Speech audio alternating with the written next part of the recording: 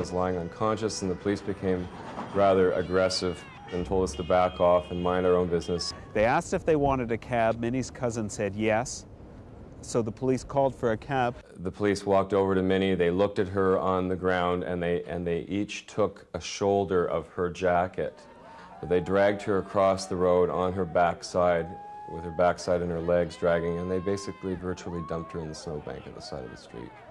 Joyce, her cousin, was very nervous about what had happened, feeling almost that they had been in trouble, that they had caused some kind of trouble, was a little wanted to remove herself from the police, and when they asked if you still want the cab, she said no. They radioed to headquarters, said the squaw decided otherwise. The use of the language, the term squaw, and the fact that they didn't take proper care, I think that indicates to me that there was racism involved. If you saw someone lying on the ground and spoke to the people who hit her, who admitted fully that they had run into her with their car, and she's lying there on the ground, and then you somehow assume that she was drunk. I mean, my feeling, I suppose, is that whether she was, if she was drunk or if she was not drunk, is irrelevant. The students felt responsible. The police weren't listening to them, so they decided the best thing for Minnie at this point was to get her out of the cold, out of the snow, and in somewhere. They sat in this restaurant. The three students, Patrick Smith, Michelle Fillion, David Knox, stayed with them for a while. Joyce promised apparently to call a cab or to call an ambulance and somehow to do something. Minnie was sitting up. They had coffee in front of her. She seemed to be okay at the point, and the students left. It was very late. It was about 4 o'clock in the morning at this point. Joyce didn't know what to do. Another man offered them a ride home and seemed to be okay. She didn't know quite where Minnie lived. She knew that it was in Mechanicsville and that it was what she thought was Laurier Street. Not only was she intoxicated, and it was the early hours of the morning, and she had seen her cousin and best friend get hit by a car, but on top of that, she can't communicate. She doesn't know exactly where Minnie lives, but she knows she's in the wrong area of town. Minnie can't help. Minnie's unconscious in the car. So they finally stopped the car here at this corner, the corner of Nelson and Laurier, and parked in the parking lot here of a restaurant, which was then the 4J's restaurant, and took Minnie out and lay her on the ground where she was unconscious at this point. One of the escorts went to the payphone here at the corner and called 911. Within a very few minutes, a police cruiser arrived and an ambulance arrived right after. They did a very, very cursory check of her, noticed that she was drunk instantly, and made the conclusion that she should go to a detox center rather than to a hospital.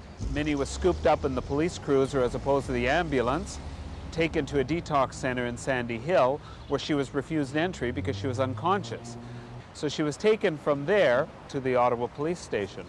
And after a while, after some observation by a sergeant there, she was ordered to the hospital. They weren't sure who she was. They weren't sure what was wrong with her. They didn't know her medical condition. They had no next of kin. So they were treating her probably because they could smell the alcohol for her being drunk. But her state of unconsciousness was quite deep, so they were a little bit puzzled as to why she wasn't coming out of this. So she was there for several days, and it was the fourth day that Patrick Smith called the hospital. And I just described the situation and the person, and I called emergency, I believe, and asked if they had treated anyone that fit that description. And the person who had picked up the phone, I remember in her voice, she was shocked. So they're very glad to know, what had happened, so they could start treating her for that. But 10 days after the incident is when she actually died of severe head trauma.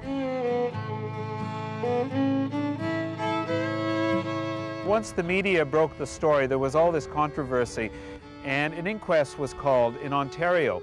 Now, the Hull police don't have to attend an inquest.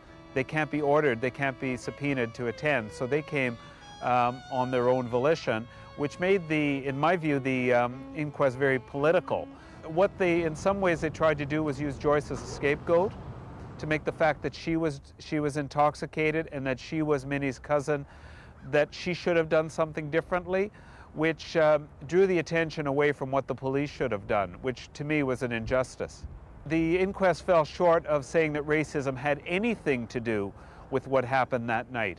How could anybody deny accepting some responsibility for her death, other than to avoid liability, you know? But when it's a matter of life and death, you think people should own up to having had some responsibility, you know? That's what any human life respecting person or institution should do. In my book, you know, when I look at Minnie's life, we see basically a very, very strong, courageous person who loved to help other people, who, you know, would fall down, climb up again, and be part of the system. She wanted to be part of the system. She wasn't a person who wanted to fall into the underclass.